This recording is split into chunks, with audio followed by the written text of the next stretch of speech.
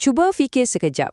Apa beza bengkel yang biasa-biasa je dengan bengkel yang wow memang hebat? Bukan setakat tempat kita simpan alatan, tapi satu sistem yang berfungsi dengan lancar dan selamat. Jom kita bedah siasat sains di sebalik sebiah bengkel yang bukan setakat berfungsi, tapi berfungsi dengan cemerlang. Jadi, apa ramuan rahsia dia sebenarnya? Adakah sebab bengkel tu penuh dengan alatan paling canggih, paling mahal? Atau mungkin rahsia dia ada pada benda yang kita selalu pandang sebelah mata? Sesuatu yang kita tak nampak pun.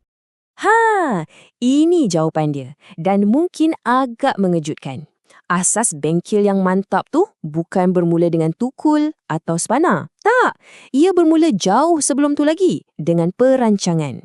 Rahasianya, semuanya terletak pada pelan induk yang betul-betul teliti. Okey, jom kita masuk fasa pertama dan boleh kata fasa paling penting sekali.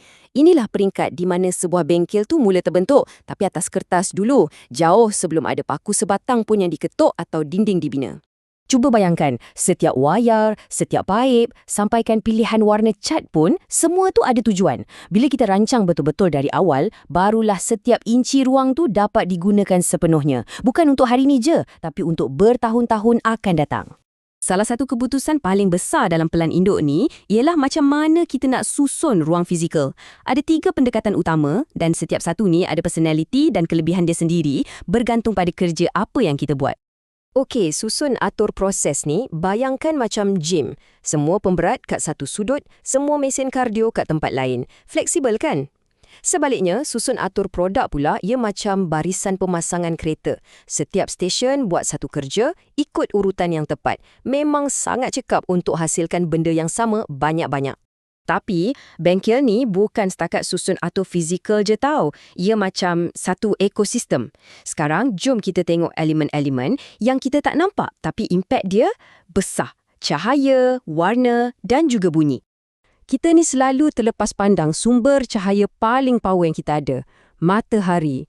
Bila kita guna cahaya matahari sepenuhnya, ia bukan je jimat duit. Tapi kajian pun tunjuk ia boleh buat kita lagi gembira dan produktif. Memang satu kemenangan berganda. Sama juga dengan warna. Siapa sangka kan, pilihan warna lantai je pun boleh bagi impak yang besar. Inilah contoh macam mana reka bentuk yang bijak boleh ubah persekitaran kerja daripada sesuatu yang meletihkan jadi sesuatu yang bagi kita tenaga.